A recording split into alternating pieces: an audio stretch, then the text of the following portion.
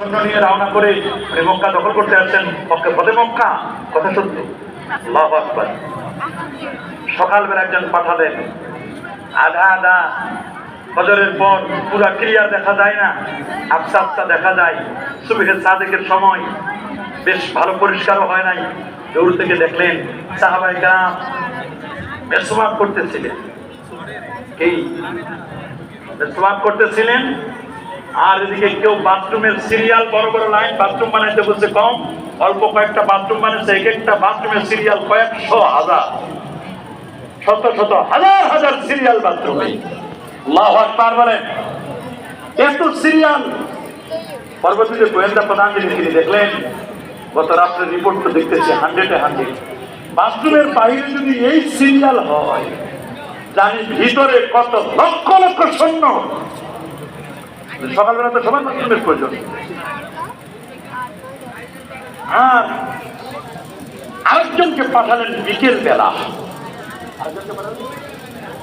দেখা তো বিকেল বেলা কি, বিকেল বেলা দেখে ইফতার করার আগে দাঁতগুলো মেসওয়াক করতেছে। হয় আগে যা দেখছি, সকাল বিকালে তো বুঝি না কিছু, সকালে যা দেখছি আর রাতে যা শুনছি তাতে লক্ষ লক্ষ, কিন্তু বিকালে যেটা দেখলাম এটা তো মানা যায় না। বলে কি হয়েছে? ওই যেভাবে দাঁতগুলো ধার দিতেছি, মনে হয় চিবাইয়া রাখবে না আমাদের কাউর, হারও খাইবে। পালাইলে এখনই পালান, আর পালাবার সময় পাবেন না। আল্লাহু আকবার বলেন। যুদ্ধ হলো কৌশল। হ্যাঁ বাবা, যুদ্ধ কি? এটা কৌশল। আল্লাহু আকবার। আমার নবী কৌশল গ্রহণ করতেন এরকম মাঝে মধ্যে।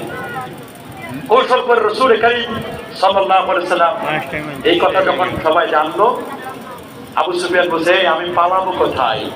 আমি পালাবার কোন পথ নাই। এতদিন যত হাক আর ডাক ছিল, আল্লাহু আকবার। দেখেন না আমাদের দেশে কত হাক আর ডাক দেয়। জনগণের ম্যান্ডেট নিয়া, জনগণের ক্ষমতার হাতে, জনগণের ক্ষমতা নিয়া এক একজন জনগণকে পাত্তাই দিত না। কথা বলেন, নিজেরাই যেভাবে হাত ডাক দিত।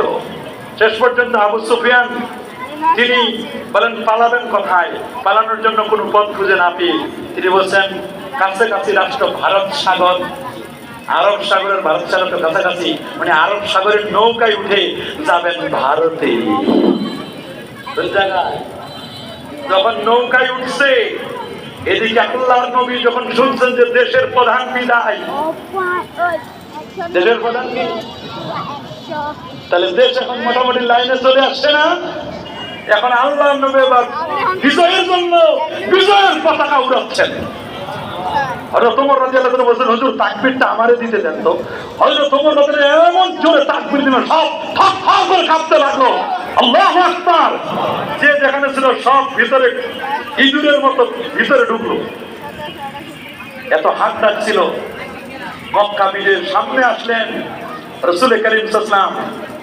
আল্লাহর পাকের মেহেরবানি, নবী 8 রাকাত বিজয় নামাজ পড়লেন।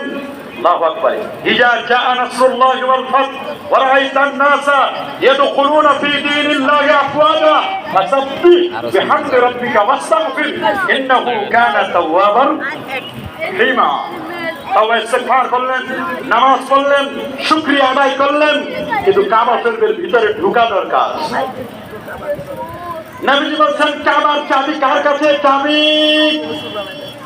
সবাই বলল উসমান ইবনে তালহার কাছে চাবি।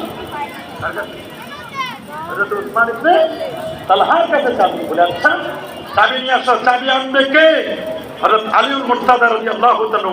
তিনি বললেন, হুজুর আমি হাজির, লাব্বাইকা সাদাইকা ইয়া রাসূলুল্লাহ, আমি হাজির, আমি আনবো চাবি। মক্কা বিজয়ের যা যা দরকার হুজুর আমার দ্বারা আপনি কাজ করান। হযরত আলী রাদিয়াল্লাহু তাআলা চলে গেলেন দ্রুত। তিনি চলে গিয়ে চাবি আনার জন্য গেলেন তিনি উসমান ইবনে তালহার কাছে। আল্লাহু আকবার।